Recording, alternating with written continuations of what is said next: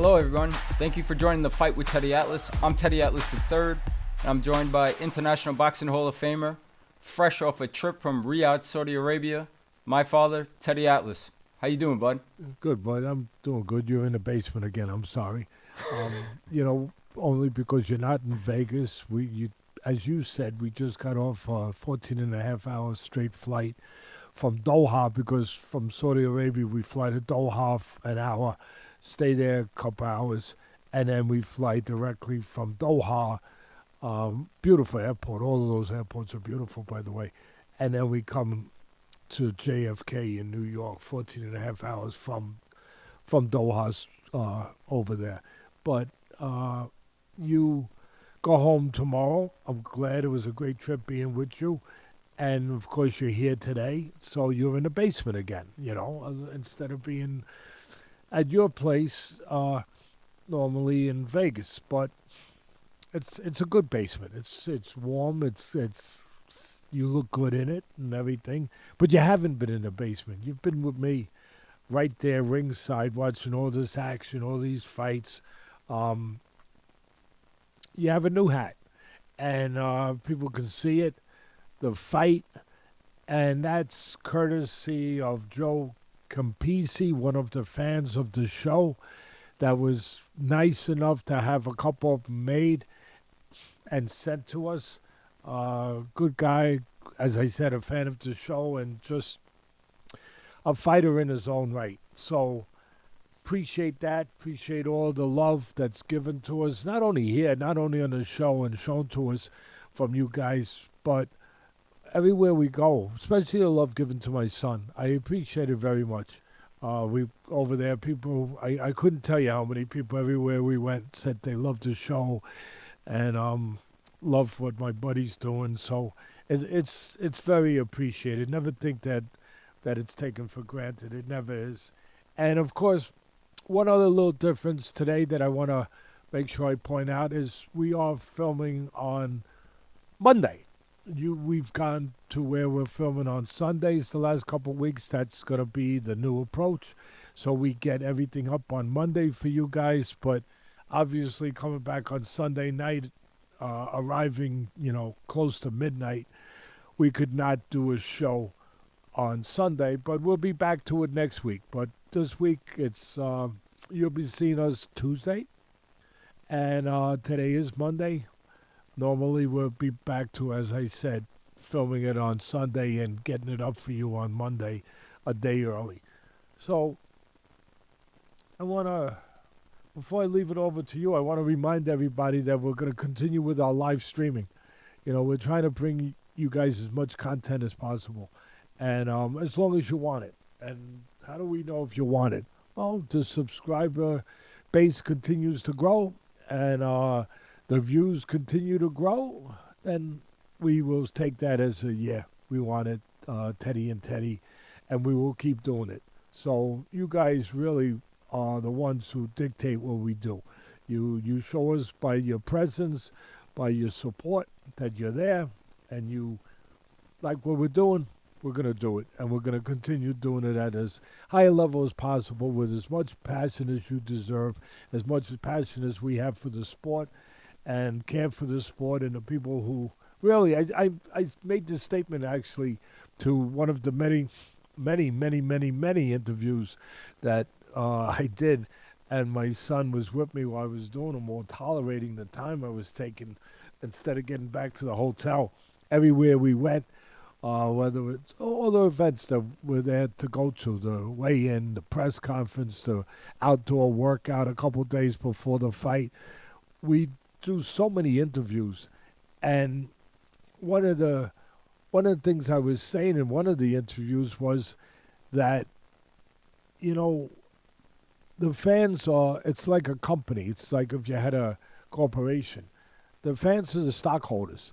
They're the ones that really you have to appease, the ones that you have to satisfy. They're the ones who tell you what should be done. And again, if they tell you that they like what's going on, you're going to do more. If they don't, then we're going to not do. We won't be here. So as long as you guys tell us, the stockholders of the sport, obviously of what we do, that you enjoy what we do, we're going to do it. We also, we'll be doing, as I said, Saturday night, we'll do the Tank Davis Lamont Roach fight. We'll be doing a live streaming for that for you guys. So we'll get all the details up during the week. My son will probably tell you a little bit more before we get off here with the podcast. But look for that. Come out for that. Again, if you want us to continue doing these live streaming, come out. Let us know by coming out. Pass the word. Let all your friends know. Join us. Get a couple beers, whatever it is. Have a pizza party, whatever. Get together and watch the live streaming with us. Listen to it live. Engage with us. And I hope you enjoyed, talking about live streaming, I hope you enjoyed the Ring magazine live stream. I did that with Doug Fisher, the editor of Ring magazine. Turkey Alashik has taken over Ring magazine, as most of you fans know, and he's bringing it to another level. Actually, that's not even saying it appropriately. He's bringing it to like 5 other levels. But he's making it the Ring magazine of everything. I mean, live streaming, the history of that the magazine always would give you. But now more live updates. Just so many dimensions to it that I think you're enjoying already, and you're going to enjoy more. So hopefully you enjoyed the live streaming with the Ring magazine that me and Doug Fisher did. We had a lot of great guests on. We had, Bernard Hopkins, and we had Teofimo Lopez, and we had Frank Warren and Eddie Hearn and Ben Shalom, the other promoter. All of them do a good job. We had so many great guests on, but I thought this show was fun. It was just fun to be in that seat talking to you guys during maybe the biggest card in the history of the sport. Really, really a great card. So without any further ado, but I just want to make sure that people knew we were going to be doing the live streaming next week. Take it from there, bud. Yeah, you did a great job. You showed your stamina and your endurance. 7 hours on a live stream, doing all the fights like you said. Well, I got to sit there as a lucky fan and sit there ringside for these fights. So with that being said, we'll start it off with the first fight of the night. Like you said, the blockbuster 7-fight world title boxing card in Riyadh, Saudi Arabia. To start off was Joshua Buatsi and Callum Smith. This fight was for Buatsi's WBO interim light heavyweight belt. Unbelievable action. Good two-way back and forth. I thought the difference in this one was Callum Smith's length on the outside and his body work on the inside. Tremendous fight. Sixth round could be round of the year contender for sure right now. Back and forth. Buatsi showed a lot of heart, a lot of determination. In the end, Callum Smith gets the win. Unanimous decision. What'd you think of this fight? But I think what I said in the preview, I think that we did a pretty good job of knocking it out of the park. I don't always do that. I swing and a miss. You get that with me sometimes, where I do whiff. But on this card, again, I know it's not the greatest matters to pat yourself on the back. I'm sorry. But, I don't have one of those things you scratch your back with. Maybe Richie, my man over here, is doing all the filming now, doing a great job. You give me one of those things, I can itch my own back, and I can use it to pat myself at the same time. But we called this card pretty good. We really did. We also had Bivol winning this one when we did the preview. Also with the fight plan that we had. If you guys watched it, you knew Bivol was going to win, and you knew why, or at least you had a pretty good idea of why, even though you might have known it already. You guys are smart. But from my perspective, we did a pretty good job. And the Buatsi-Smith fight, I actually said might be the best fight of the night. And not only was it the best fight of the night, as my son said, it's a candidate for fight of the year, early candidate. It was tremendous. And I think in that one, to be honest, I might have went with Buatsi to win because I thought his undefeated record, never having lost, would make a difference. But the way that I broke down, because I always want to be honest with this, as I'm speaking, I realize I might have picked Buatsi, but the way I broke down and previewed the fight was that Smith would give him a problem because of his experience, his resume, all the guys he's fought, and because of what you just touched on. He's got the reach, he's got the length, he's got the jab. He would be able to control the outside and be able to have an edge on the outside and then hold his own on the inside, which he did. The inside was good for both guys. Both guys like to go to the body. Both guys went to the body. Both guys engaged. Both guys looked for their spots to be aggressive. It was a back and forth. In some spots, it looked like Rock'em Sock'em Robots. But it was really the ebb and flow. Because that's, if you go back to the great writers of the sport that wrote about the sport, when it was a great fight, what adjectives would they use? They would say ebb and flow. This had ebb and flow, back and forth. Each guy taking turns to take control of their moments of the fight, rounds of the fight. Again, I thought the edge was what you said. We stated that before the fight, that Smith, with his jab, he could control things on the outside, and then if he could hold his own or have an edge on the inside, he could win the fight. Again, I thought Buatsi would find a way maybe to have a little edge. Either way, I thought it would be a great fight. It was a great fight, tremendous fight. Give Smith credit. He had one foot out the door. He was thinking about retirement. He was very honest about it after Beterbiev loss. And he didn't. He came back. He made the him and Buddy McGurk, his trainer, they were prepared. They had the right fight plan. They did a great job. The experience served them. Buatsi, 19-0 going in, undefeated, but Smith more experience. Obviously, the higher level opponents, those represented his 2 losses. He did have 2 losses, but not. I mean, 2 losses to who? To Canelo, to Beterbiev, 2 of the best fighters of our time right now, of this time right now. So, at the end, there's something to be said when there's a. Listen, Buatsi didn't want to lose that O. He never learned how to lose. He didn't want to lose that. That was in the air, no doubt about it. But I said this during the live streaming, and I think it was the only thing I could say was, and I said it before the first bell, was that there's something to be said when a fighter is fighting knowing that there's no tomorrow. And I think that was in the air too. That Smith knew with 2 losses, both top guys, top of the game, for all the marbles. When you lose twice and you're at the point that Smith was at, and you've lost to those 2 top guys, there's nowhere else to go but where you are now, the world title. If you can't win the world title now, it's kind of like, it's done. And when you're in a position, which he was, where he already contemplated it by saying he thought about retirement after the Beterbiev fight, and then he gets this shot against Buatsi, and there's no tomorrow. There's that crossroads. This is the crossroads. This is.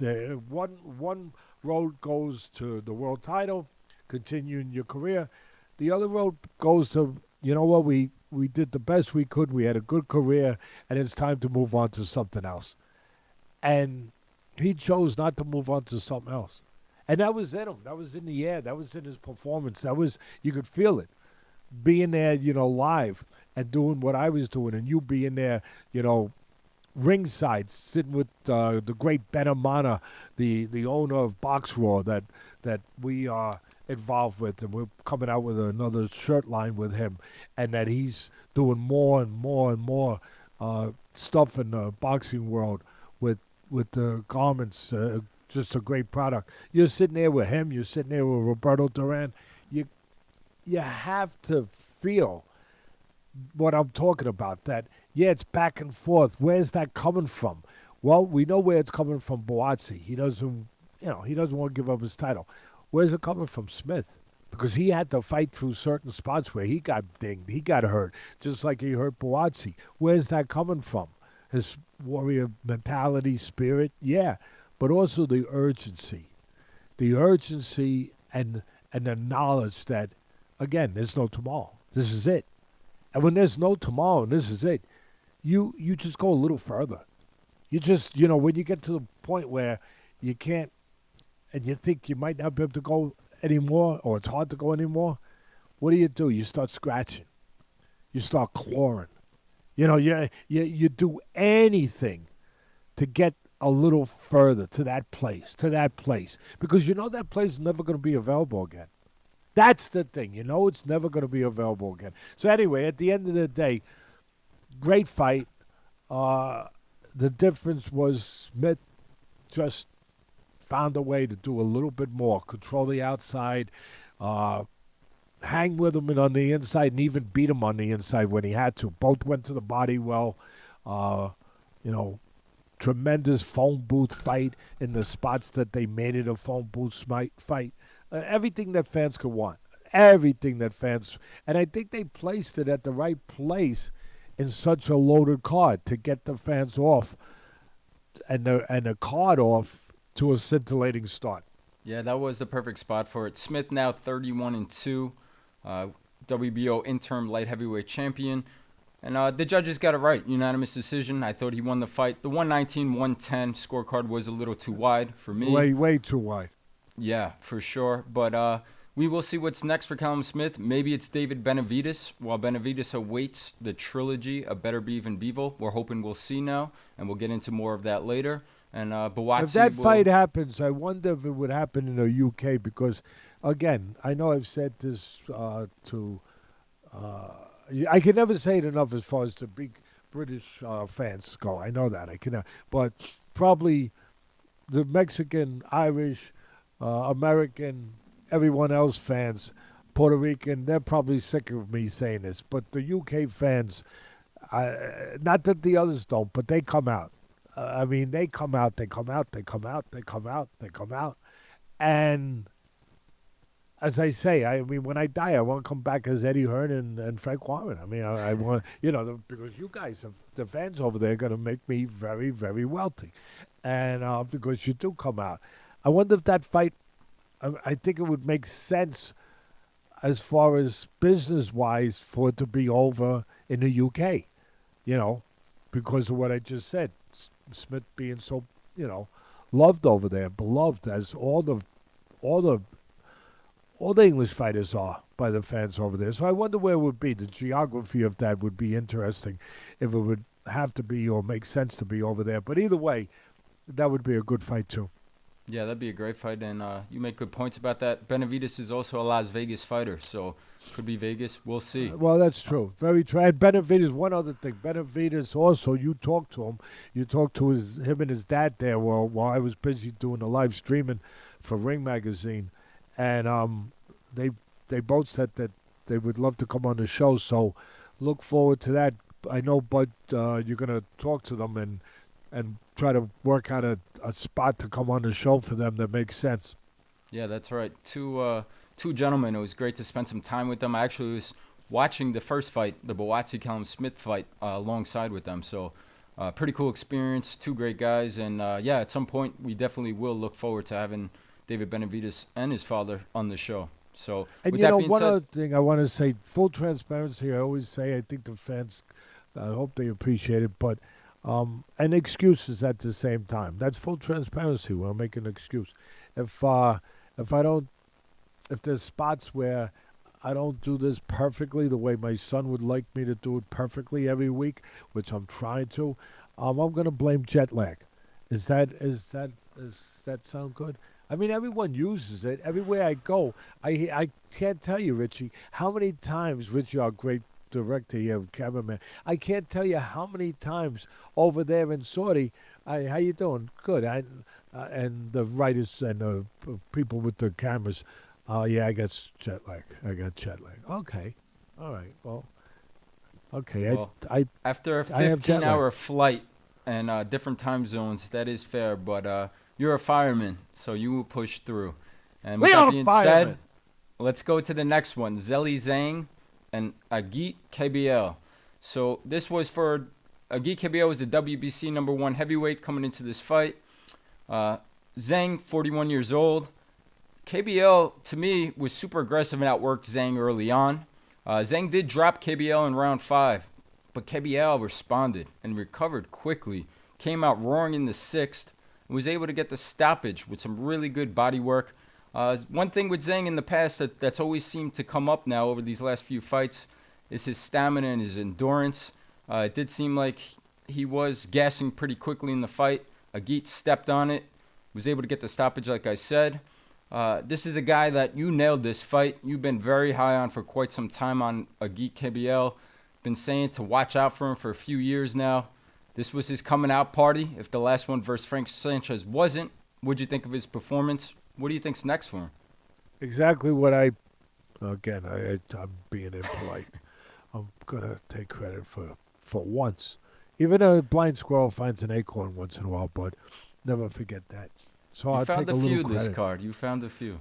Yeah, I did. I found a few. I'm as you can see, I'm storing them away right now, and I'm kind of showing off to the raccoons out there that, hey, this little squirrel's got, some acorns over here. What do you guys got?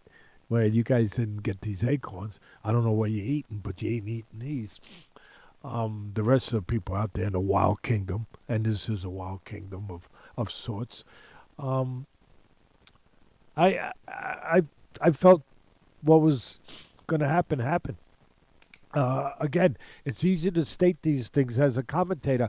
I always try to be different than other people in this way, in a way where I'm going to tell you what's going to happen before it happens, or at least what I project to think from my experience and my, recognition, what I hope I recognize in the sport. What I'm going to try to give the fans a little bit of a head start of what to look for, a little bit of a preview, a little bit of again, just the advantage of maybe seeing things before they happen, if that's possible. And I felt like I kind of projected that in the breakdown for this fight, especially when I was over there talking to all those guys in the interviews that we were doing. But matter of fact, this is what I use for Kabayel, because a lot of people don't know him. They're getting to know him now. They don't know him. I said he is the guy that really, for me, the description of him is summarized by an old saying in this country: you can't judge a book by its cover. You look at him, you don't see nothing. You don't know what you're seeing. I don't know. You don't know that it's nothing that catches you, it says spectacular, like it does with certain guys, right? Where it jumps out at you, And the point I made was that, and I was making this with German TV where he's from, because they got an interview, thanks to you and the guy who's the director is a big fan of yours, not mine. And so he went up to you and asked if he could get an interview, and of course we obliged. But I said there's chapters in this guy that haven't been read yet. This guy's book, Kabayel, is a book worth reading. And there's chapters that not only the public haven't read yet, I don't think he's read it. Yeah, that's what I said. I don't think he's read it yet. I don't think he even knows yet how good he is. And he's getting there, though. He's getting there. He's getting there pretty fast now. And he might be there just about now. But the reason I say that, another kind of analogy I use to, and this, again, before the first bell ever rang. This was actually 2 days before the fight. I said that he, in this fight with the giant, the gentle giant, who's a great human being, Zhang. And you got to give him credit. 41 years old, 40, 41, whatever it is. His size. I mean, what he's done, what he's doing, and the story behind him. It's fun. It's tremendous. I mean, who doesn't want to see a giant fight, and especially a gentle, decent giant who is kind of, he's got that lovable way about him, and he can bang, big bang. Of course he can bang. I mean, who would call him Big Bang if he couldn't bang? And he's a southpaw, just a lot to really like about him, but a lot that is known to like. I just said it. You could see it. It's right there in front of you.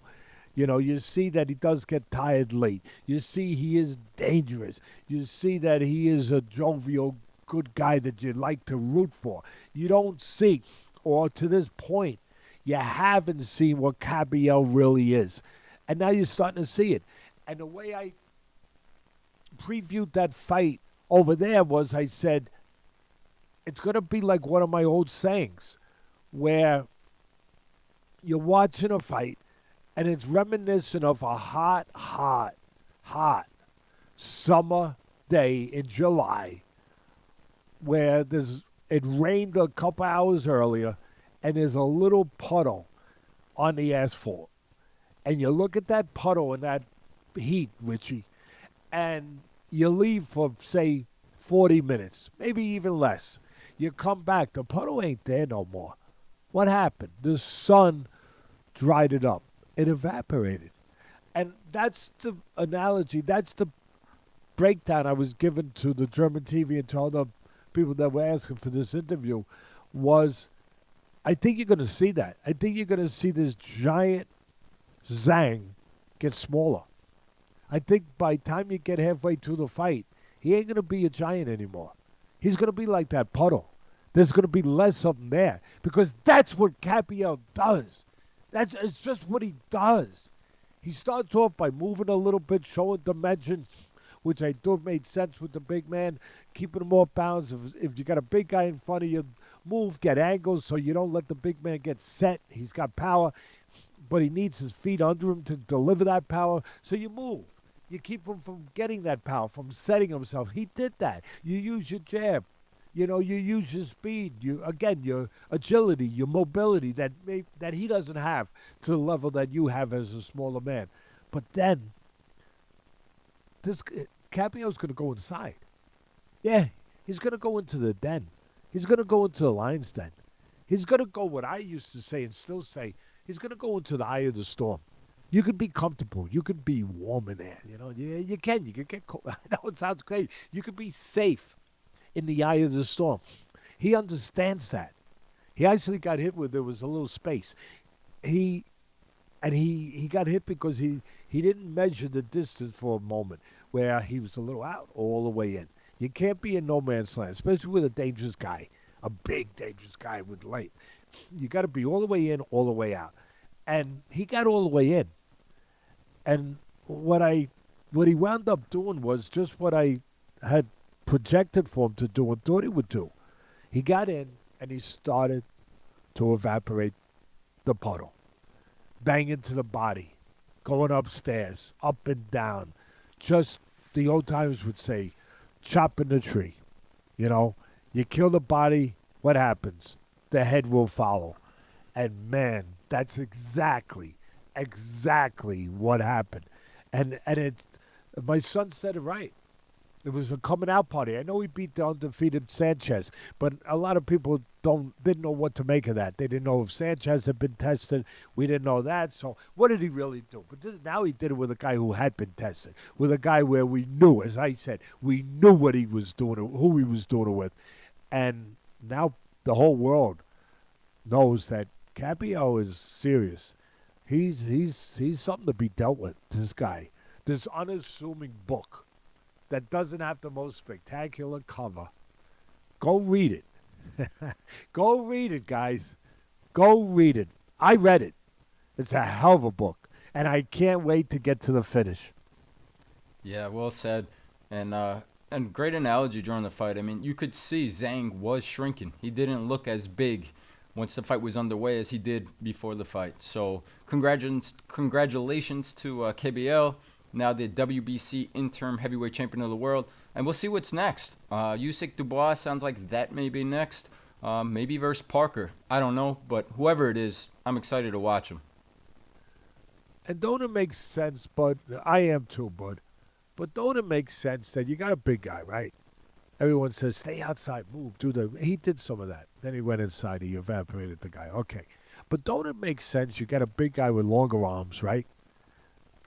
And there's a lot of target. Yeah, he's big, but there's a lot of target. And a little soft belly. He is a huge man, right? A little softness there.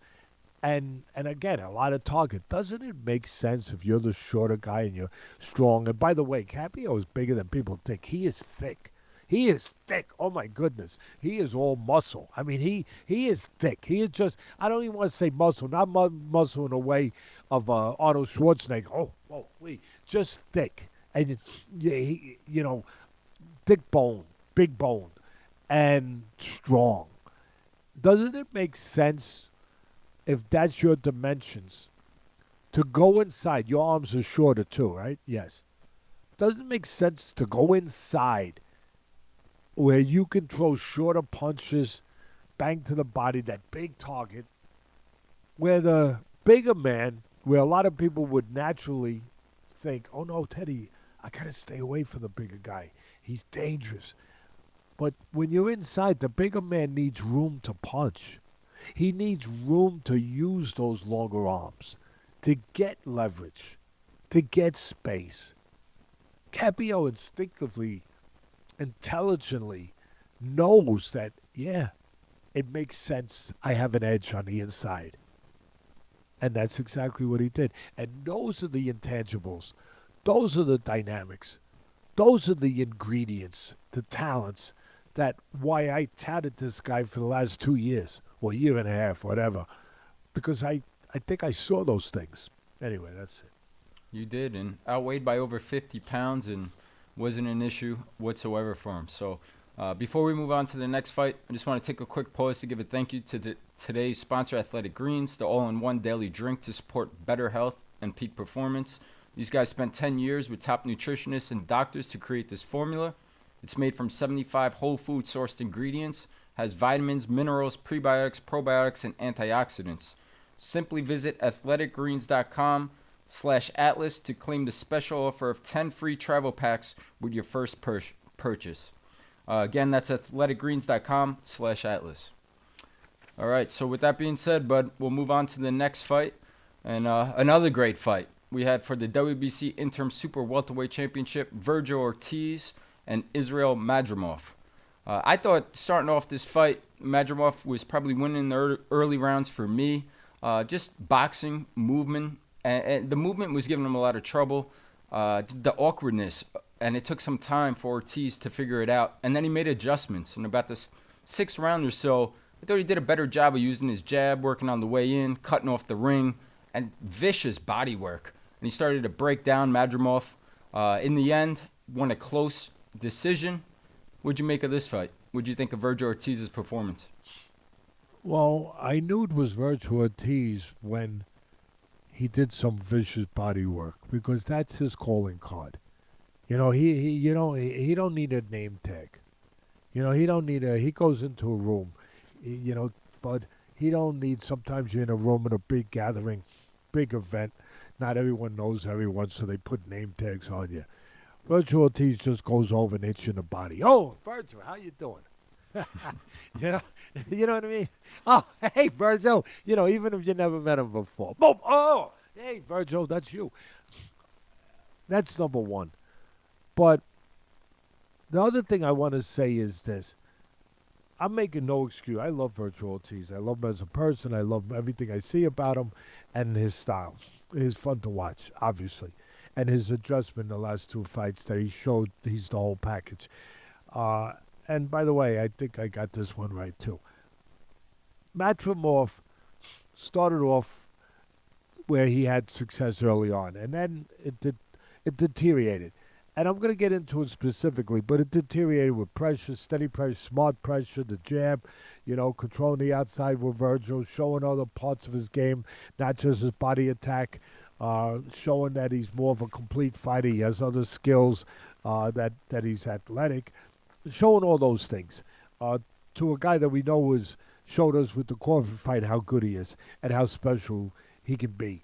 And how underrated he was going in with only 11 pro fights to that fight against Crawford, because he had 300 amateur fights, and he extended the great Crawford. I'll say it again, the great Crawford. Yes, he made Crawford, go to the next gear to figure out what he had to do to make sure that he got control of that fight, which he did eventually. But he was forced to go there. Sometimes a great fighter is not forced to go to that next place. He was forced to go to a higher place because of how good and how surprisingly good Madrimov was, because he only had 11 fights going in for us to judge him on, and not with that level of competition. So we knew he was a guy that was really, really good and maybe even special.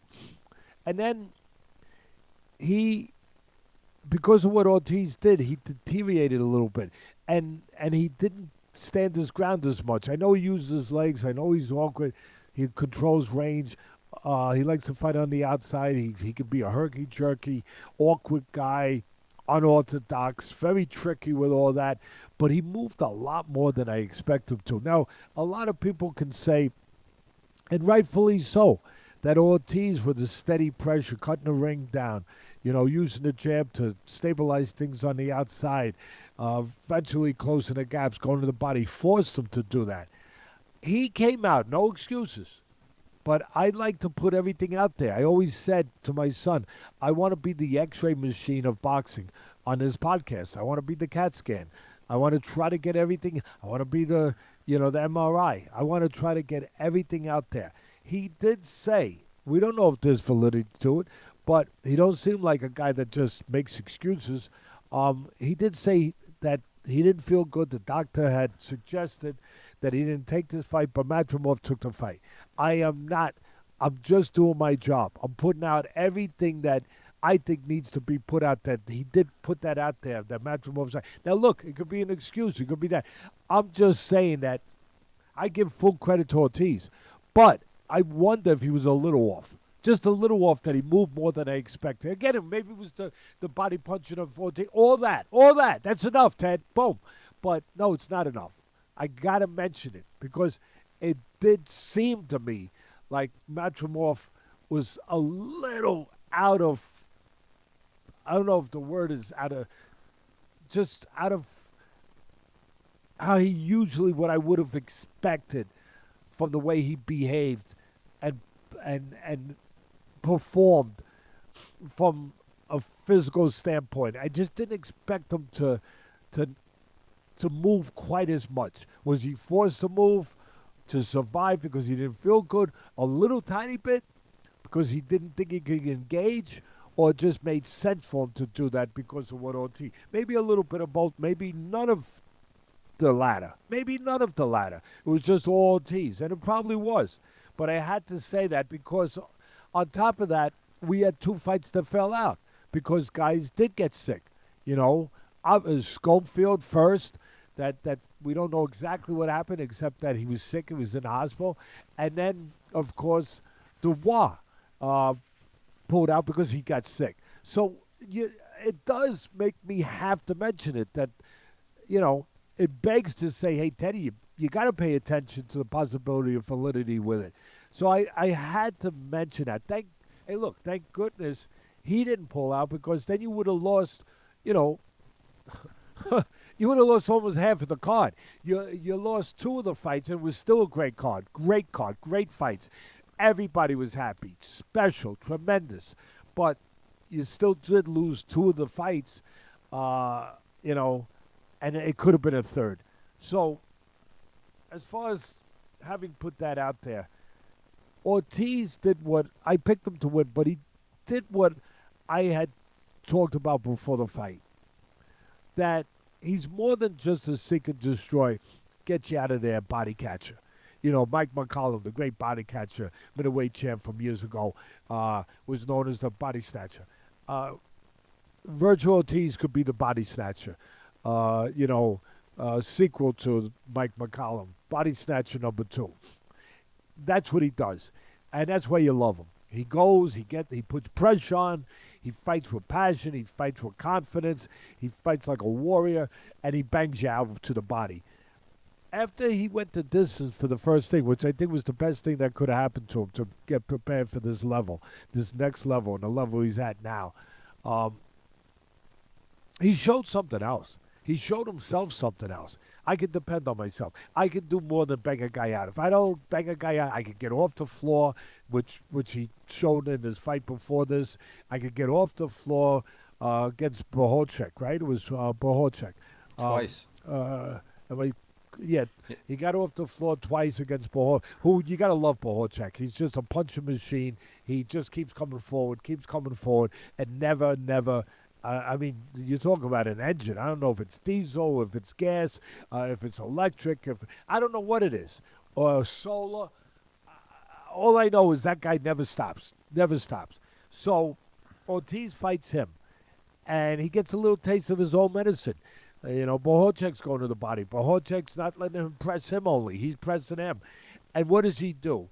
He gets off the floor twice. He survives. He shows what it takes to be a champion, to not just fight like a champion, but to behave like a champion. He shows himself that, yeah, I got everything I need to have. And it's important for a fighter to know that, to have those answers to those questions we all have in whatever we do in life, that you can depend on yourself when it gets tough, when the light gets a little dim. So I thought that last fight was really important for him going in here. But more than just that, it showed that he's more than just a seek and destroy guy. He's got skill sets. He knows how to fight. He's got Robert Garcia and his father. I mean, he uses his jab.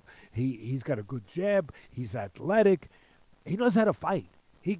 When push comes to shove and you take away the knockout from him, which is always going to happen in this sport, you're not knocking everyone out. He can go win a decision. He can do other things. He ain't, relegated to only being able to press forward. No, he can do other things. And he showed that. And I knew he would show that. And I thought he was going to have to show that to win this fight against a tough opponent in Madrimov. And he did. He lost the first couple rounds because Madrimov was winning on the outside. He was moving. He was getting the geography he wanted. He was picking spots. He was moving, doing a good job of navigation, good job of ring generalship. And I said it during the live podcast. Before he ever has to take air out of the tires, which he's going to have to do, take away the legs a little bit of Madrimov from fighting the kind of fight that he's fighting right now that's being successful for him. But he's got to use his jab. And I know he has it because I saw it. So he's got to start using it. And he's got to lower the sights on it. He's got to start jabbing to the chest of Madrimov, not to the head, because he ain't going to find nothing there. Because Madrimov is tricky. And he's cute. He's elusive. He knows how to control space in and out. He knows how to be a ghost when he has to be a ghost. So you got to jab a little lower just to stabilize him, just to control him a little bit, to keep him from doing what he's doing, pot-shotting you. Control that. And then start to gradually, make hay slowly. You love that, Ted, when I say that, but make hay slowly where you don't get over anxious, where you walk into a counter, where you make mistakes. Slowly shrink the ring and get in close where you can start banging the body and doing your thing. And he did. And I said this during the live streaming. And people, go out there and watch it. It's still up, I think, the Ring Magazine, if you feel like it, to make sure I'm not lying to you. But I wouldn't lie to you. I really would. I would not. I care about about such things. They're important, not to do certain things and not to lie. I care about your reputation. So, he started to, I forget if it was the third, fourth round. I said he's got to start doing these things. And sure enough, Robert Garcia, I didn't hear it, but I know it. I don't have to hear it. He sent a memo to him. He gave him a message. And all of a sudden, he came out. And Robert Garcia, the Trainer of the Year, Ring Magazine Trainer of the Year, former world champ, he started doing the things I was talking about, and it made a difference. It made a big difference. He started getting back control, or not even back. He didn't have control. He started now getting control of the pace of the fight, the tempo, the rhythm of the fight, not allowing Madrimov to control it on the outside the way he was. And he started to shrink the ring, and he started to do his thing, going to the body. And he cut the ring down. He didn't follow him around. He moved lateral, kept him in front of him. At the end of the day, he did a great job, Ortiz. He answered the bell, so to speak. He stepped up in that level and did what not everyone thought he could do or knew that he could do, more than just punch, that he could box, that he could be the full package. And he did that. He did that. That's what won the fight for him ultimately, showing his athleticism, showing his versatility, showing his dimension of being more than just a seek and destroy guy. So it was a great win for him, terrific win for him, and obviously disappointing for Madrimov, but I will be very interested, Bud, in testing my theory a little bit. If Madrimov maybe was a little off physically, who he fights next, and what that performance looks like. Don't sleep on Madrimov, whatever you do. Yeah, no question. And he fights like an honest fighter, and I'll take his word for it that maybe he was under the weather, but take nothing away from Vergil Ortiz and his performance, like you said. Good fight, good job by Ortiz, and good job by you. Like you said, you nailed this one. Last week, you didn't think that Madrimov would be able to outpoint him on the cards, and he wasn't. So congratulations to Vergil Ortiz. Moving on, we had the WBC middleweight title fight between Carlos Adames and Hamzah Sheeraz. Sheeraz, obviously the much taller, longer fighter. Fighting Adames, the fighter who likes to get inside, pressure you, work the body. I thought in the early rounds, Sheeraz was able to use that length, able to box on the outside, control distance, control range, work behind the jab. And then Adames made some adjustments, started to get more to his distance, or geography, as you would like to say, and was able to get inside and do some really effective work, going to the body, upstairs. Really close fight. In the end, it was a draw. I personally thought sitting there ringside, not scoring it, that Adames may have edged it. But what'd you think? What'd you think of the decision? What'd you think of the fight overall? Well, first of all, listen, you want to always be real upfront. I like Sheeraz a lot. I don't know Adames, so I can't speak on personal stuff the way I can with Sheeraz. We've met him a lot of times over in Saudi. We've made 7 trips there in the last year and a half.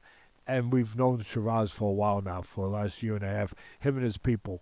And they're good people. And he's a gentleman. He's a great kid. He's a young kid. I think he can. I said going in, he can be a star. And I still think he can. But I also said this, going in, that I would have been, and I said it on the preview last week, but if you remember this, that for me, if I was involved, I would have wanted maybe 1 more or 2 more fights for Sheeraz. I think he will be a star. I think he has the potential for that. I love him. I love his size. I love his ability. I love the way he carries himself. All those things. But also, experience is important. I just thought that if I could get 1 or 2 more fights with him, I would have been really happy. You can't always do that. You can't. But that would have been my druthers. And I even said and I thought it would be a tough fight for him. He sometimes with all the belts that are out there, I mean, you could go to Chinatown and get a belt over here, bud. You want a belt? I'll get you one. Really, it might be a knockoff, but I'll get WBC on it, WBA, IBF, Ultra Ballistics, Stadium. I'll get you a belt. Sometimes it's not about the belts. It's about who the champ is. Who's got the belt, the quality of the fighter. There are belts out there that you can fight for. You can pick spots, and they're easier than others. I mean, some of them are too easy. You can pick sometimes. You can really shop a belt. You can shop a title. You got a talented guy, you can shop. This is an easy one over there. Wow, there's 4 belts in this division. Maybe 5. Wow. This one, this one's a little. I think it's gonna fit you nice. I think it's gonna. Let's go get that belt. That wasn't one of those picking cases. Adames was a solid, real champ. That you had to be ready for this guy. I thought, and it wasn't one of those easy pickings. It wasn't one of those where you could say, "Oh yeah, this is gonna be a layup." So having said that, I would have loved 1 more fight. But it wasn't to be. He was in there. And I still thought he could win the fight. I thought that it showed that he still could have used a little experience. But this fight gave it. It was kind of like it was on-job development and training. He was gaining on-job experience right there. You could see, and you could also see, if you know anything about the sport, he's going to be a much better fighter from this fight. I said during the podcast or the broadcast for the live streaming, during that fight, we had Sean Porter. Sean Porter's terrific. We had him up. I owe him a damn dinner now because he loves, he loves to eat. Everyone likes to eat, but he loves to eat. He likes to cook. And he was talking about he was eating during the broadcast. He was like eating chicken something, and he's great. He's a great guy. He's got a great smile. He was a world champion. He does a great job, obviously, with the broadcast commentary. And so I said, come over. He said, I'm going to be in New York next week, Ted. I said, all right, I'm doing the broadcast. Come over for dinner. You know, I got to tell Mom now. She's got to make dinner for another. She's got to put another plate out there. I haven't told her yet. He said, all right, I'll be there. And you know what? I really think he will be there. because he likes his meals, you know. But I think Sean will. That's a guy you could probably depend on. He's gonna come for dinner. I asked him, "You like Italian?" He said, "Yeah, I love Italian." All right. So Elaine, who's a great cook, my wife, we're gonna have a nice dinner. He's gonna come over. I'm sure that if Las Vegas had a betting line on that, when my son goes home, you could bet that he's gonna call me. I would think, and he's gonna come over, and we're gonna be glad to have him. But during the broadcast, I said, Sean, you like to cook? I love to cook, Teddy. All right. You know when you're grilling your steaks or your ribs or whatever, yeah, I love ribs or steak. When you're doing that, you have to put seasoning on it. Yes, you do, Ted. You got to have enough seasoning. I think, and this was before the first bell, because anyone can say it after. Anyone can say what's going to happen when it's happening. But you got to say it before. I said, I think that Sheeraz, if he could have had just a little more seasoning for this fight, and then put him on the grill, because he's getting on the grill now, because he's going in there for the title against Adamas, a real deal.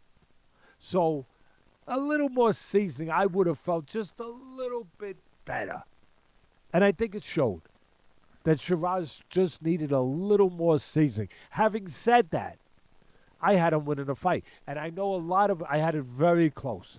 Very close. I know a lot of people, especially fans, they're going to be mad at me. I'd have to go back and watch it again. There were a lot of close rounds. But I'll say this, not defending myself here. I'm just giving my opinion. But in defense, if I was defending there were a lot of close rounds where neither guy did as much as they could have to really separate. Would you agree with that, Bud? To really separate themselves. Yeah, I agree with that. There was a lot of close rounds, and guys could have maybe did a little more to take it, make it more definitive.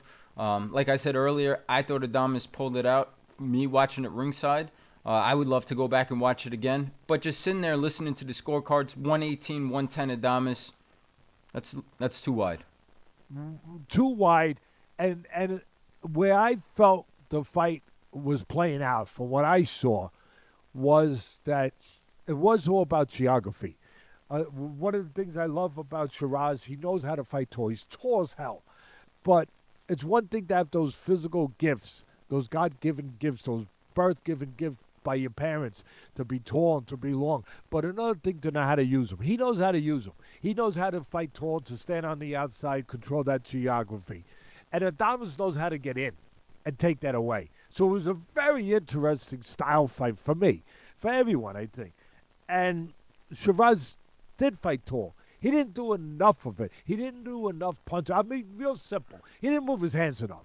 He should have moved. There were spots where I could be, try to be the smartest commentator in the world. Oh, well, he's got to give a little angle over here. He's got to throw the right hand 2 inches over here with a little arc on it, and it'll get in.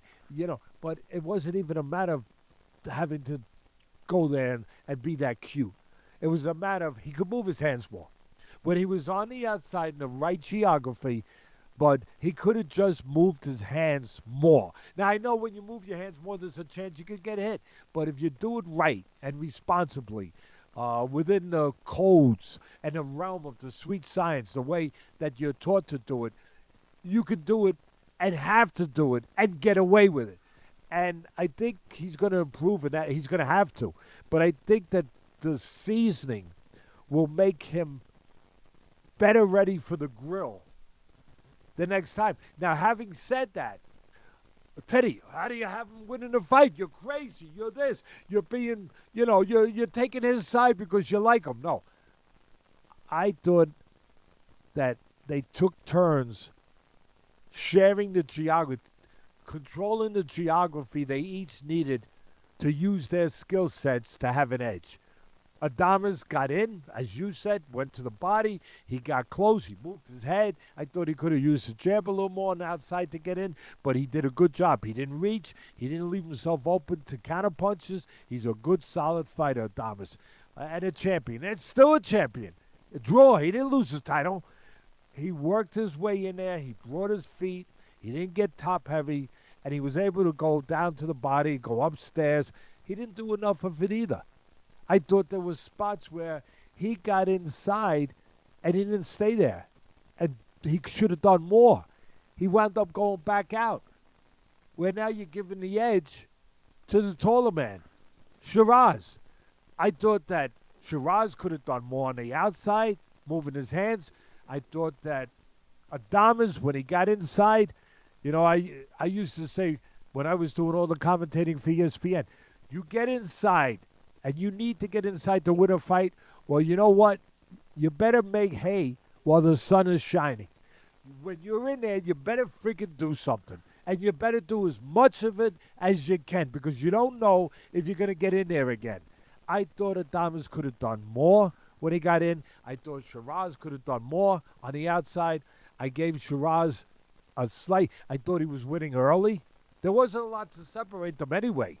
In any rounds, but I thought he was winning by the geography of the fight that made sense. Adames, when he got inside, it was easier to score those moments for him.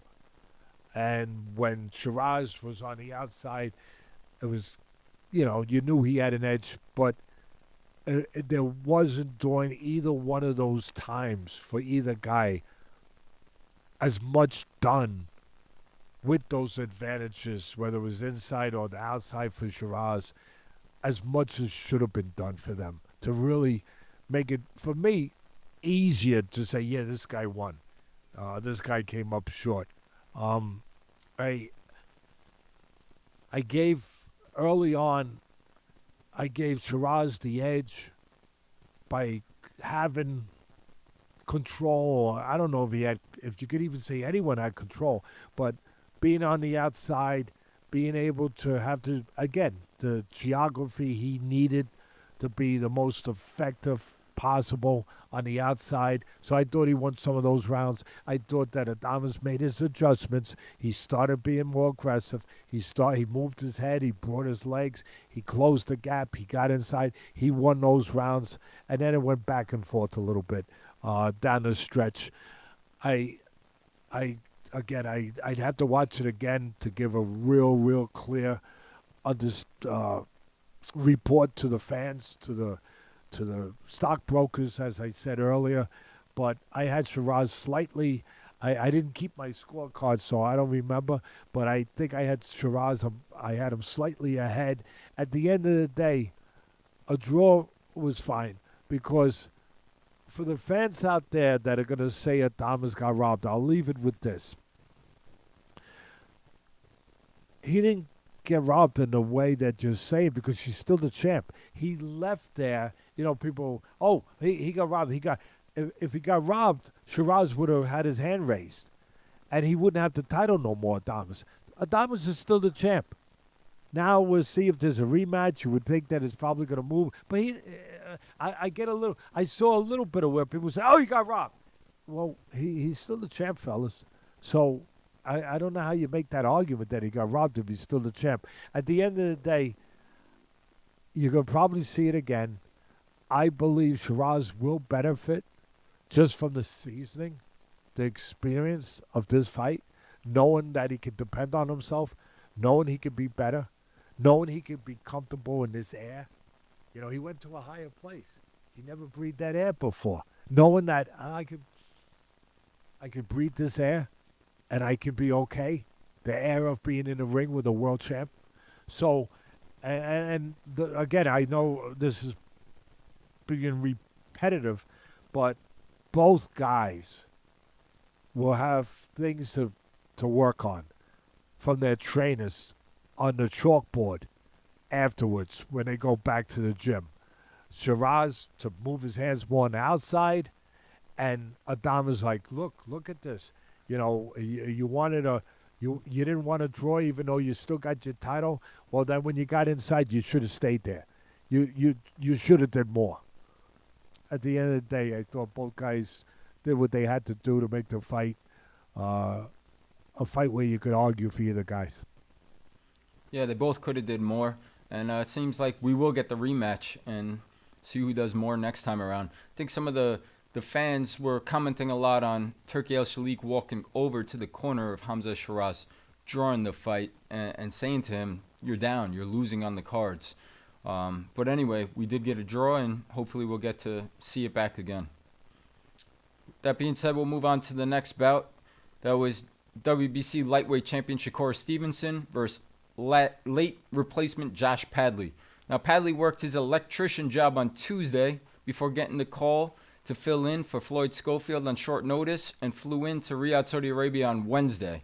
Hard enough to go up against a talented guy like Shakur Stevenson with a full notice, let alone a short notice.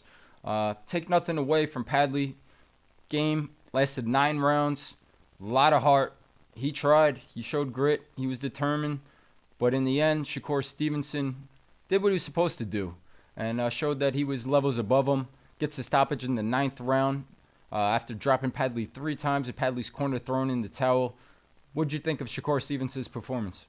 Well, what you said, bud, to be honest. I mean, you know, and what the fans always say, you always hear it. You hear it with the fans that, you know, are brilliant, that give their comments, and the ones that aren't quite as brilliant, but, you know, they think they are. You know, that's all right. I think I'm brilliant with certain things, and damn, I'm certainly not, you know, and I'm certainly not. I know what I'm good at. I think I'm pretty good at knowing a little bit about boxing, but I know I'm not brilliant at cooking. That's why your mom is going to cook for Sean Porter when he comes over here. I know I'm not brilliant at that, and I don't try to be.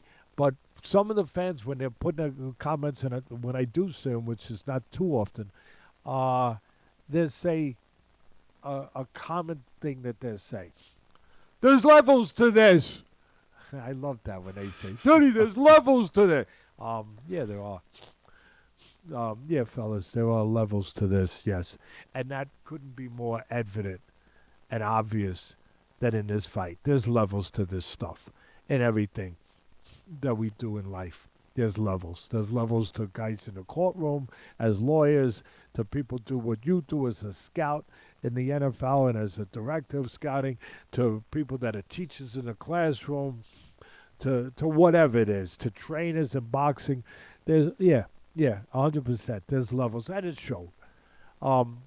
Big difference.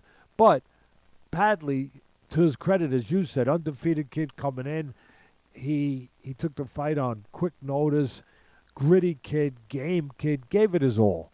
He only has 4 knockouts in, 15, 16 fights, whatever it was. He only had 4 knockouts. So, you know, he didn't have a puncher's chance, and then if he didn't have a puncher's chance, but what chance did he have? A boxer's chance. How are you going to have a boxer's chance against one of the best boxers there are in the world? You're not going to have it. So you didn't have a puncher's chance. You didn't have a boxer's chance either, which usually is what you fall back on. Okay, I got a boxer's chance. No, not against Shakur Stevenson. Stevenson, as I've said, as you said, he did his thing. He's got fast hands. He's got good eyes. He's very good defensively. He's got good legs. He's got all those skill sets. He's got the pedigree with the amateurs. He's a world champion. He was a silver medalist in the Olympics. And he's got what's another thing you hear all the time? Styles make fights. He's got one of the most difficult styles. I said it in a preview last week when we were breaking these fights down. You got to be a safecracker to fight him. You got to go get a professional safecracker who listens to the tumblers and knows how to crack the toughest safes in the world that can open up a safe. Because that's what you got to do. You got to decipher his style. You got to crack the safe.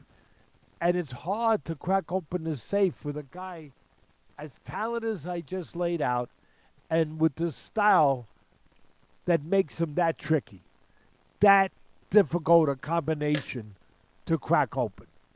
So you come in 6 inches, He'll go back 9. He'll make you miss. He'll make you tentative now. And then he'll counter you when you reach, if you reach. Then you say, okay, I'm going to wait a little bit. I'm going to be more patient. Right? What else am I going to do? I'm not going to be too aggressive because he controls space so well. He's got a PhD in control space. I don't know if there is such a thing out there, but if there is a diploma for that, Shakur's got that diploma from the best place in the world. He controls space. So you come in, he makes you reach, he makes you come up short, he counters you, now you don't come in, you wait. Okay. Now you wait, he beats you to the punch with his fast hands and ability to put punches together when he wants to. The thing that's about Shakur, you got to understand, that's attached to his skills. He's got enough skills. He's not a huge puncher, but he's got enough. He could get your attention, though, and he could go to the body and hurt you, and he broke down Padley. And he could catch you clean coming in. He could drop you. He could score knockouts, too. He is all those abilities that I laid out that he deserves to be given credit for are attached to something that is always attached to a human being. Their temperament, their personality, their way of thinking, their makeup. His temperament is to be cautious. And it serves him beautifully. It's made him a world champion and a silver medalist. But his temperament is to be careful, to be thoughtful, to be smart, to be responsible, to not make mistakes. And to me, it always will be there. And it will be there every time he wins and he looks great. And if he eventually loses, big if, because he's very talented, it'll be there too. That's sometimes he might not be busy enough. Sometimes there might be spots where you would feel he could do a little more. But he doesn't, because his temperament says, no, it doesn't make sense. You're doing enough, which I can't argue with. You're doing enough. That's enough. Why do more? I do more. I give him a chance. I get reckless. I get out of my comfort zone, out of what I'm good at. So he does what he's good at. Again, as long as he keeps winning, that's going to be attached to it. If he ever does have the day, whether it's Tank Davis, whoever it is, if he does have that day, and I'd love to see that fight. Who wouldn't love to see that fight? But if that does, you're probably going to say also his temperament was part of that maybe he could have done a little more.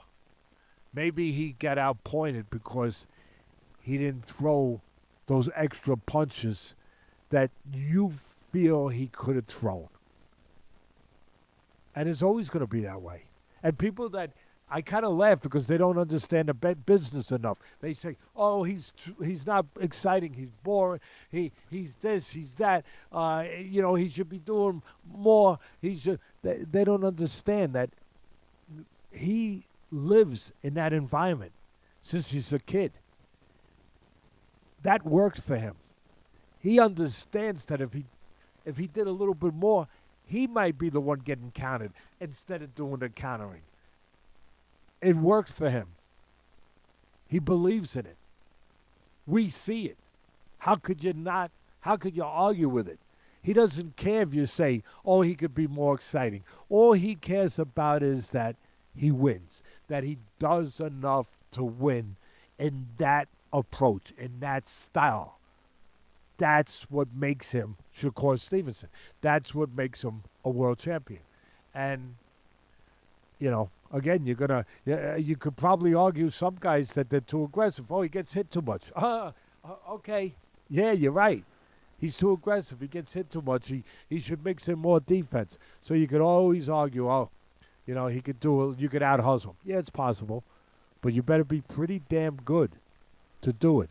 And a guy who's pretty damn good would be a guy at the level of like a Tank Davis to try to get the answers to those kind of questions at the end of the day. And I'll finish with this. For the people that say he's boring, and I heard a lot of it, right? There's also the people that will say, and I think it's fair, that will say it's beautiful. You know, the people that will say it's the sweet science. The same way as that they go to a baseball game, and I've used this analogy before, Bud, where they say, I want to see home runs. I don't want to see, you know, zeros on the scoreboard round, or, you know, inning after inning. I want to see balls go over the freaking outfield fence. But then there'll be plenty of fans that will say, no, I want to see a pitcher that goes in there against great hitters and disarms them, takes the bat right out of their heads, changes speeds, hits the corners, doesn't blow the ball past them at 100 miles an hour. He throws it at 80 miles an hour, but he controls the batter with his control, with his ability, with his science. And if you like that, you got to love what Stevenson does, because he is that pitcher that hits corners, that changes the speed, that takes the bat out of your hands. At the end of the day, look, it was not a competitive fight. It was a one-sided fight, which I think nobody was shocked at. Padley tried like hell, but tried like hell against a guy who's a really good fighter and a fighter that was just at a higher level of talent, and taking a fight, of course, on top of it, on short notice. We will see what's next. Tank fights on Saturday. That's the one everybody wants.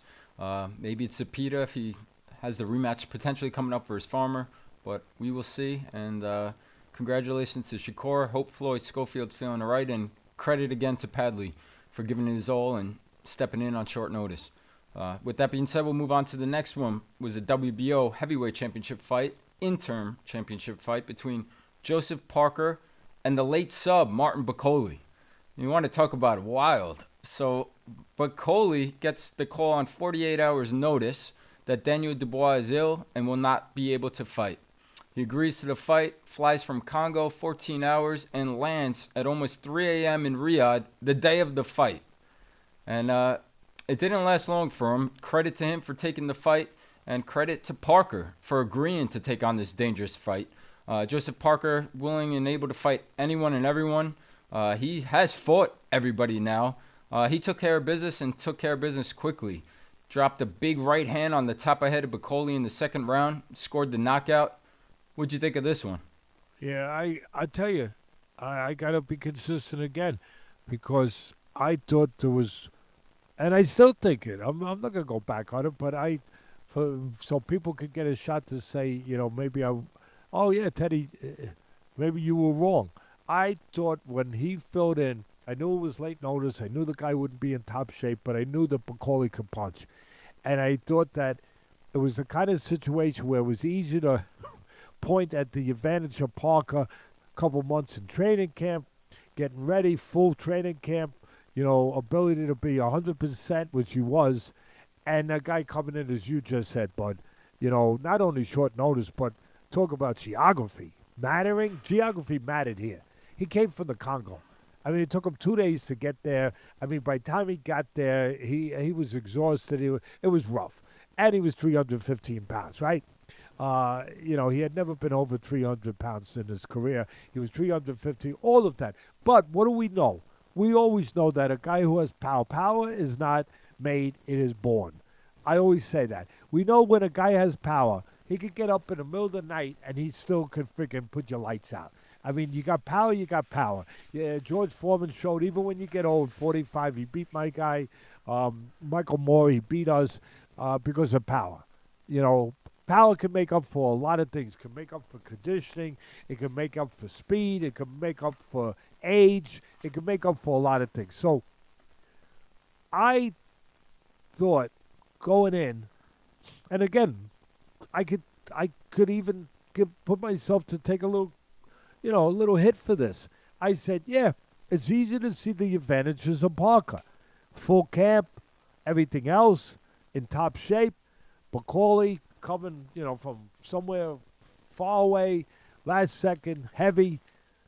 But Parker, the advantage could be a disadvantage because, yeah, he had 2 months in a camp, but for one specific style.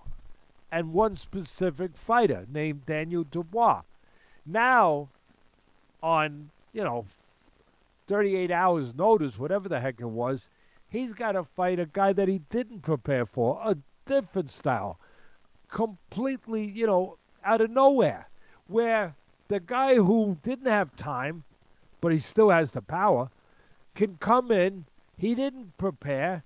We know the disadvantage of that, but the advantage could be that he didn't spend 2 months getting ready for one style. He could just come in there and wing it. And maybe in some ways that's an advantage. So, yeah, I said that. Okay? Come on. Take the shots at me now. Because, yeah, I did. I pointed that out. I thought that I needed to point that out. At the end of the day, Parker got the job done. Whether he took advantage of a guy 315 pounds, that had no time to prepare, that came from the Congo, or whatever way you want to say it, he did what he had, and there was risk.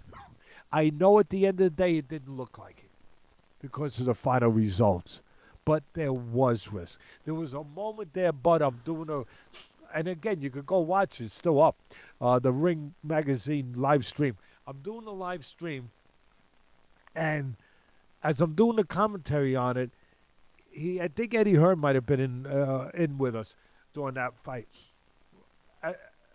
We were talking about how Parker should go to the body because the guy's body was pretty big. It was pretty big. I mean, when my belly was a little big, my beautiful granddaughter Mara would say, "Papa, that's a nice pillow," and she would put her head on it. Yeah, she would put her head on it and she'd go to sleep. I don't know what she would have said if she would have saw that stomach. I can't even imagine what would have came out of that beautiful 5-year-old's mouth with that mattress that was protruding from the stomach of Bakole. So it was obvious to say, yeah, you should go to the body. I made the point, there's one problem. You go to the body, you got to get close. And do you want to get close to a guy, especially early? Do you want to get close to a guy that early that's that dangerous? Because there's danger. Sure enough, the words barely got out of my mouth. What does Parker do? He goes in to throw a left hook in close. And what does Bakole do? What? He throws back a right hand. Just misses him. Oh, my goodness. It was like, I was even saying to her, and I was saying, if you were the promoter, if you were his promoter, you would say, your heart would have been up here, up around here. I said, believe me, Spencer Brown, who's does a great job too, just like Frank Warren and Eddie Hearn and all of them over there with Turkey Al-Sheikh doing putting together all these fights. Spencer Brown is involved with Parker. His heart must have been like up here. Poor guy. I love Spencer Brown. But he had to have a moment there. And it just missed. And you know why he just missed? I always talk, Bud, it's about not only throwing a punch, but the right punch at the right time. Timing and selection of what punch you throw at that moment can win or lose a fight. And sure enough, and he throws, what did Bakole throw? An uppercut. And it just missed. If he threw that right hand straight, short, because it was close, but straight, boom, it gets there. But the uppercut just takes a tenth of a second longer. It didn't get there. A straight right hand might have got there. Thank goodness he didn't throw a straight right hand as far as my buddy Spencer Brown goes. And Parker, who I love too. And Bakole, how can you not love Bakole? I was talking about Zhang earlier, about the gentle giant. That guy's a gentle giant. He's a great guy. You can see he's a very religious guy, Bakole, but you can see he's really a good guy. But he throws the left hook to the body, Parker. The right uppercut just misses. So it could have been a disaster. It wasn't. So let's give credit to Parker. Not just say that he had all the advantages because, he was in shape, blah, blah, blah. No, because he did the right thing. So at the end of the day, Bud, look, it's easy to say, Parker had nothing in front of him. He had a big fat, guy from the Congo, right? No, the guy, he was a little heavy, no doubt about, and he was big, and he was from the Congo, and he had a lot of disadvantages. But he also was a big puncher, and Lee didn't let him. He didn't let him land the punch, and excuse me. There was a couple ways you could go about fighting guy dangerous on last minute notice. Parker chose the first way.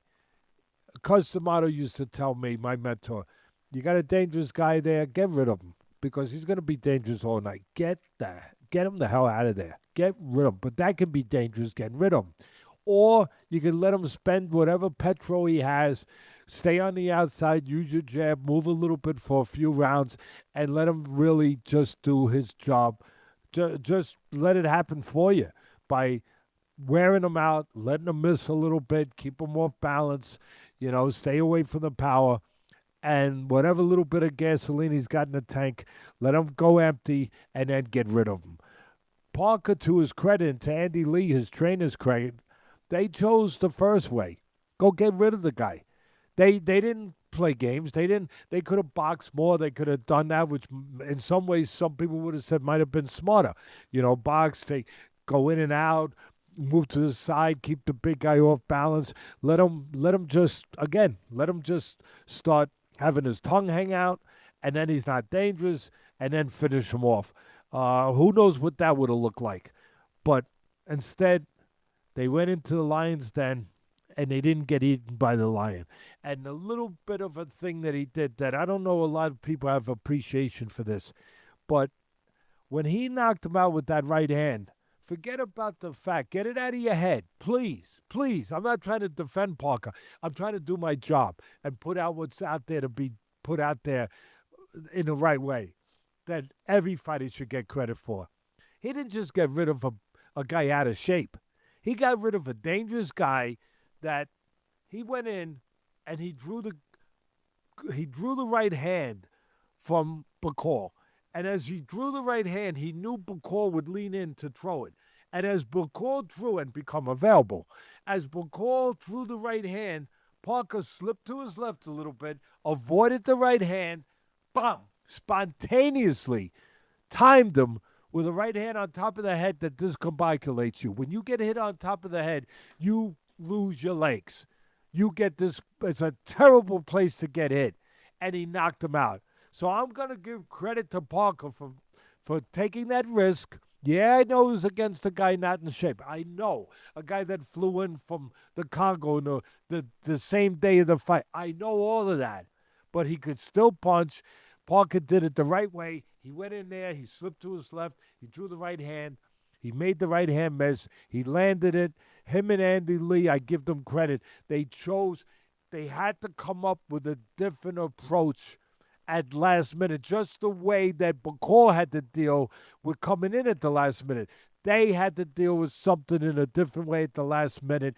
That's not the way they would have fought Dubois. They would not have done that with Dubois. So they had to make an adjustment on the fly, and they did. It worked, and they got rid of a dangerous guy in 2 rounds. That's all I got to say. Yeah, Bakole is rumored to be still going to fight again on a Riyadh season card in May. Turki Al-Shalik said after the fight, maybe against F.A. Ajaba. And Joseph Parker has earned it the hard way. We will see what's next. But before we move on, I just want to ask you one last thing on that fight. Besides taking Daniel Dubois' place in the fight, Martin Bakole took his gloves into the fight and wore the Triple D boxing gloves because his gloves weren't ready. For some of the viewers at home that might not understand, why couldn't he just bring his own gloves? Why did he wear Daniel Dubois' gloves? It's a good question. I think that's a real good question. Look, he might have had to borrow someone's cup too. No, I'm only kidding. I'm just saying. Yeah, I know he wasn't borrowing no one's trunks because there's not too many people that have trunks made that big. I know that. That I know. But look, the gloves were ready. I could only speculate on that, bud. The gloves were ready. They were part of the main event. They were the heavyweight gloves, the big gloves, right? And they were the gloves that were going to go on the hands of the champion, Dubois. If I was to speculate on why he used those gloves, I'd say 2 things. 1, they were available. They were there. And 2, why not put on the gloves and give yourself a little calmer. Give yourself a little hope for karma, a little hope for something, and maybe his people around him did it. A little hope for, you know that you're the underdog. You know that this is a real difficult task coming across the world, last minute notice, all of that.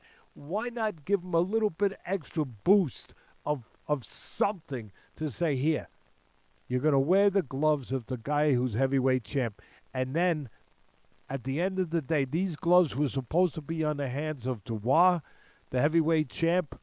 They're going to wind up being on the hands of the guy who will be the new heavyweight champ. Yeah, we know it's not for a title, but that the significance, the significance of it was that you're going to wear a champion's gloves. And Dubois wasn't here to wear them. You're going to wear them. And you're going to do just what Dubois would have been here to try to do. Behave and fight like a champion. And, so to me, maybe a mental part. Maybe just a little bit of a mental part. And, of course, the fact that everything was last minute.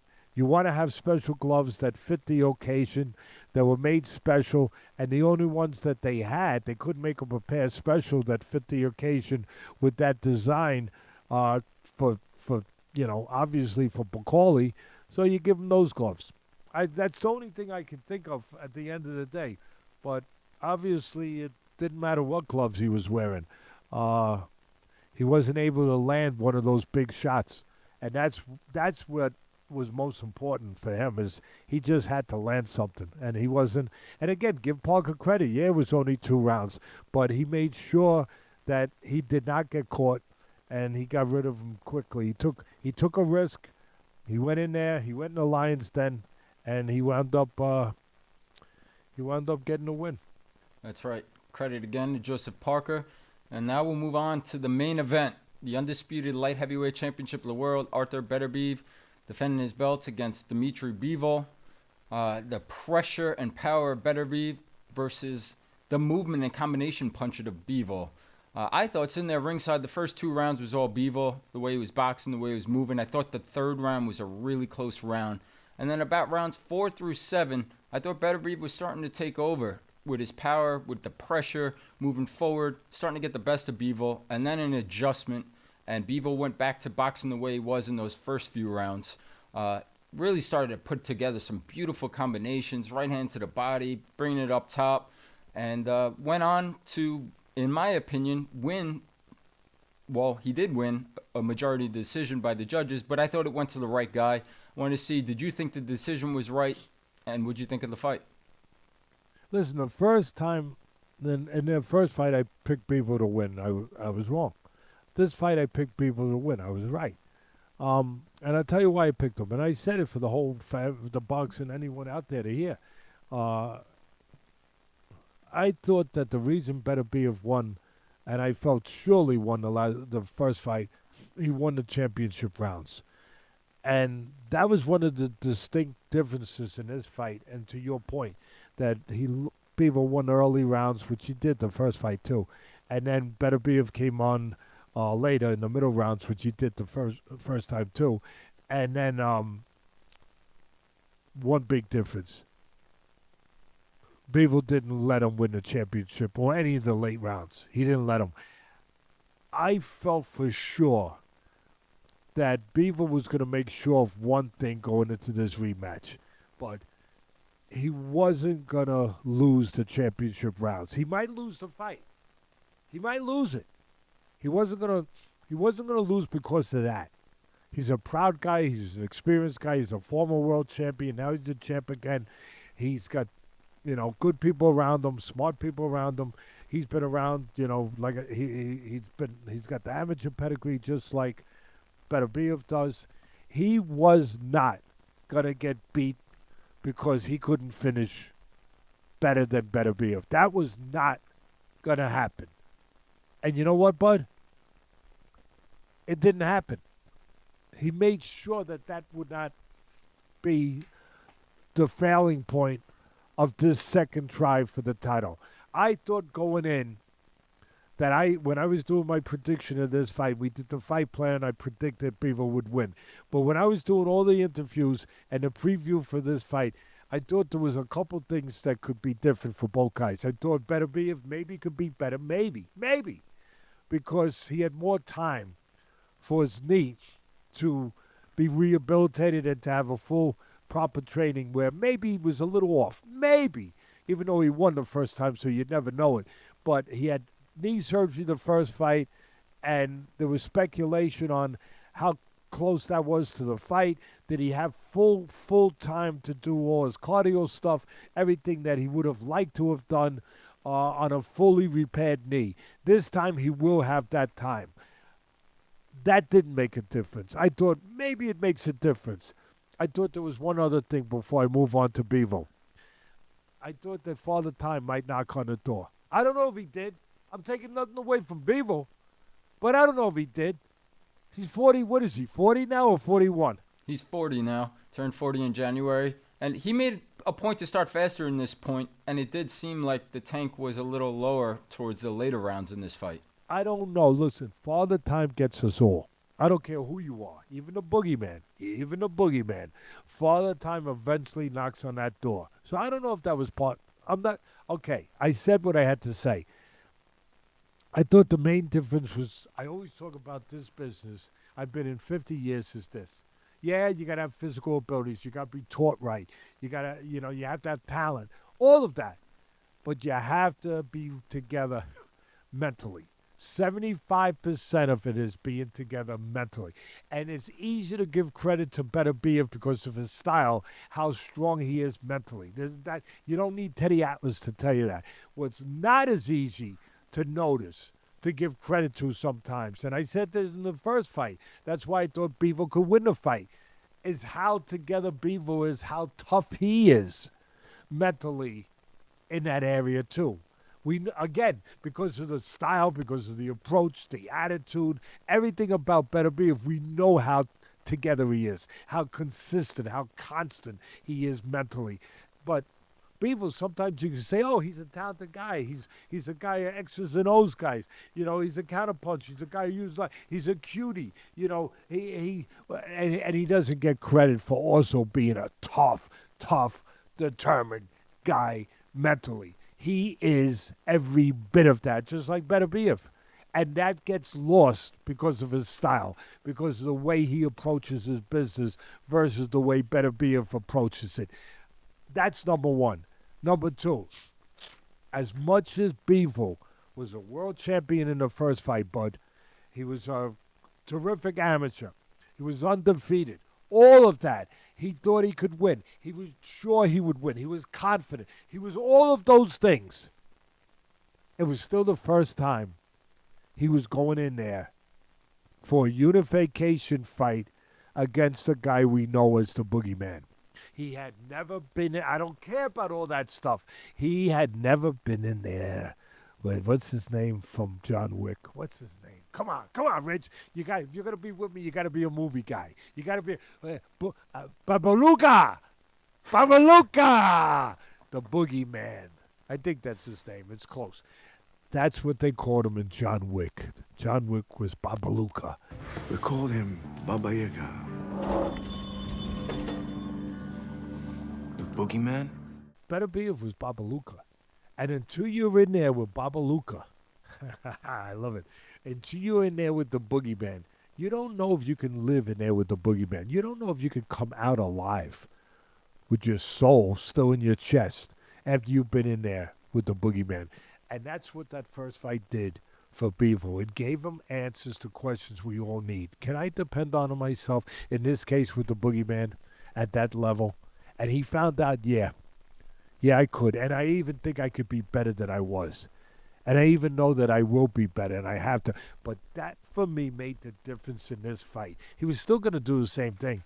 He was still going to box. He was going to control the outside if Bivol was going to win. He was going to counterpunch. He was going to set traps. He was going to get off quicker with quicker hands, combinations, give angles, stay away from the ropes, stay away from the corner. He did that beautifully.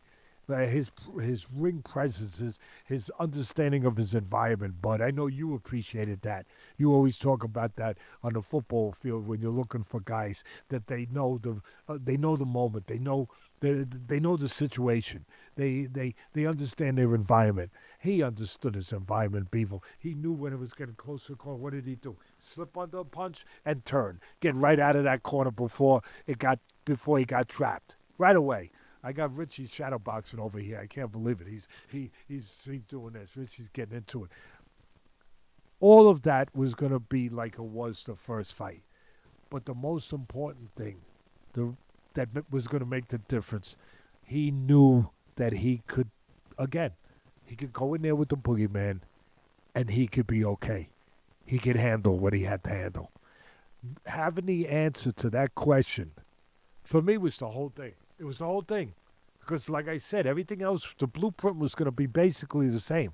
Maybe sit down a tiny bit more, but he put a little bulk on. You could see he put a little bulk on. He got a little stronger. He probably hit some weights, whatever, because he wanted to feel that he wasn't going to get out-strengthened. Partly the mental part and the physical part, too. That he could, instead of just keeping him off with bop, bop, bop, bop, bop, bop, bop, it could be bop, bop, bop, with a little bit more in it, where it maybe would slow down Beterbiev, a little bit more, get his respect a little bit more. I'm sure there was a little bit in the change or the adjustment of the blueprint for this fight, the battle plan, but for really the most part, Bud, it was the same. The difference was this. He knew he could do it. He knew he could live with the boogeyman. The confidence, the belief, the answers to the question. That was the biggest difference. And it showed. For me, it showed. And that's why I was very confident saying Bivol was going to win the fight. Because I really believed he was going to be a little better in that area. And he was. And maybe Father Time was part of it, whatever. But you know what he didn't let Beterbiev do? One of his strengths? Nobody...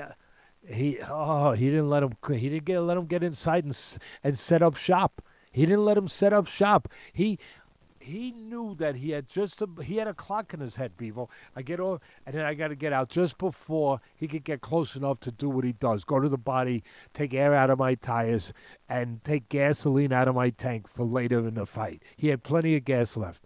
Plenty of gas. He didn't have plenty of gas left, in the first fight. And he did. He did what I talked about in the preview of the fight. What did I say, Bud? I said he's got to watch a Gunsmoke fight. He's got to watch one of Gunsmoke TV series. The old Gunsmoke TV series where the sheriff says, you got to be out of town by noon. You better be out of Dodge by noon. If you're not, the sheriff's coming. He had to be out of town by noon. If not, the boogeyman was coming. So what did he do? He got his punches off. He got out just in time.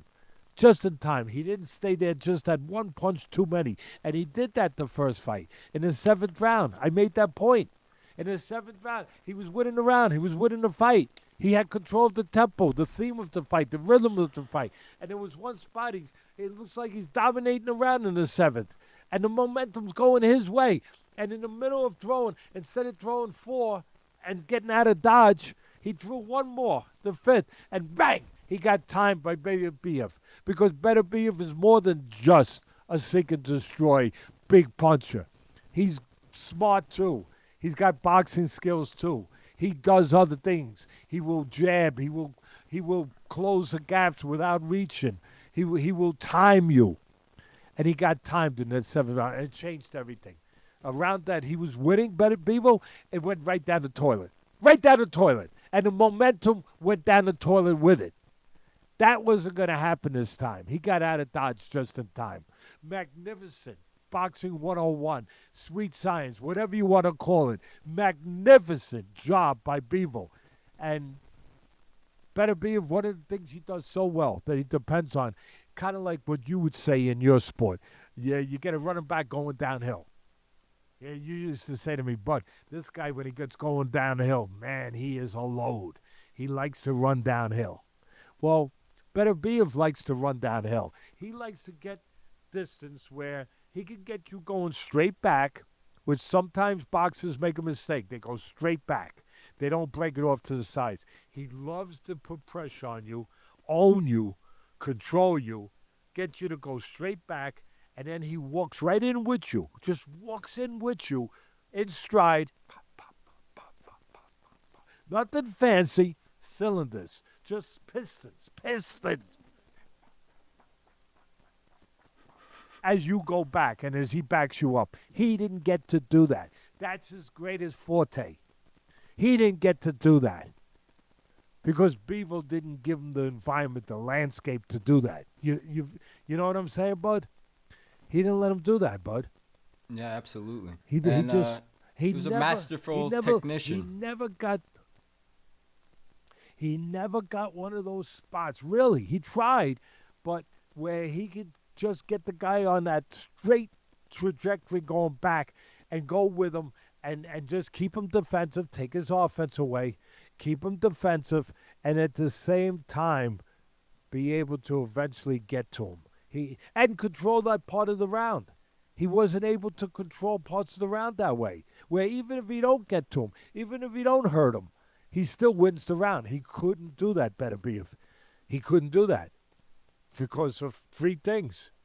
Bivol got off, got out of town in time, didn't stay that extra punch too long, and he didn't go straight back. He broke it off to the sides. So just magnificent boxing by Bivol. Finally a loss for Beterbiev.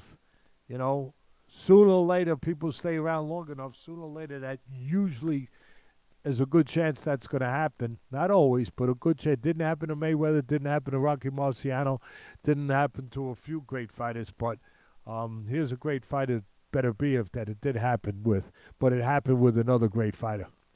That was a thorough breakdown of all 7 cards, championship bouts from the monster card in Riyadh, Saudi Arabia. Before we sign off here, we did have another top fighter and champion fight this morning from Japan, Junto Nakatani. Just quickly, just give us your thoughts on Junto Nakatani's performance. Came away with a 3rd round knockout win. Yeah, listen, Nakatani, he's a southpaw, talented guy, undefeated. Everyone talks about Inoue over in Japan. You got to talk about Nakatani now, too.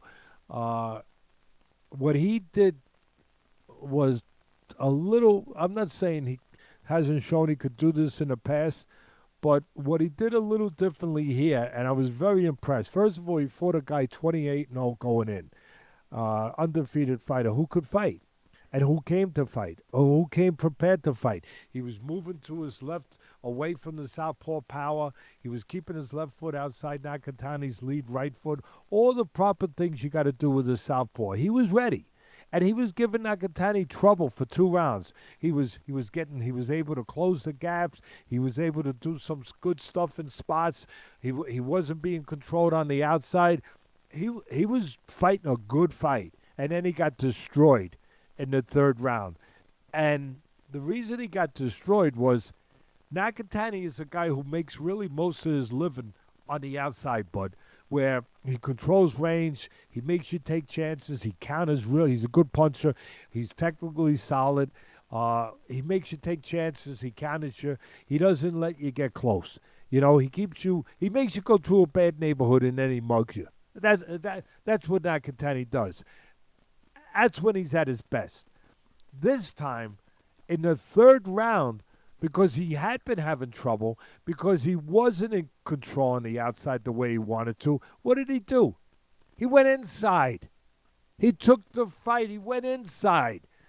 And he got the job done inside, where normally we think about him always on the outside. He showed he could fight inside. He showed he had the attitude of a champion, the belief, the confidence to make an adjustment, to say, damn it, I'll just don't take it to him, and I'll get him this way. And he did. He took it to him. He got it done that way.